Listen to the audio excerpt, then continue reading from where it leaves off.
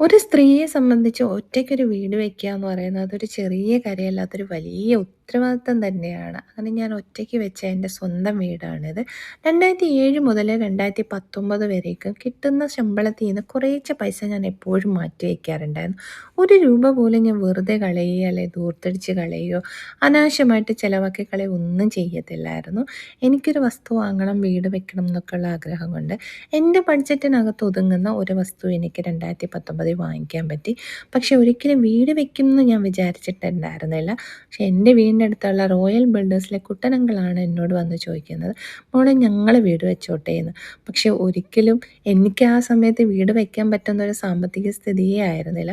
അങ്കിളെ എൻ്റെ കയ്യിൽ കാശില്ല എന്ന് പറഞ്ഞിട്ട് അങ്കിൾ എന്നോട് പറഞ്ഞു, "ലോൺ കിട്ടുമോന്ന് മാത്രം ഒന്ന് അന്വേഷിക്ക്. ബാക്കി കാര്യം ഞങ്ങൾ ഏറ്റു" എന്നുള്ളത്. അപ്പോൾ അങ്കിള് വീട് പണിയൊക്കെ സ്റ്റാർട്ട് ചെയ്ത് 2021 വീട് പാല് വെച്ചത്. പക്ഷേ എനിക്ക് ഏറ്റവും വിഷമം ഉണ്ടാക്കിയത് എൻ്റെ ബന്ധത്തിലുള്ള ഒരു ആൻറ്റി തന്നെയാണ് മറ്റുള്ള ബന്ധുക്കാരോട് പറഞ്ഞത്.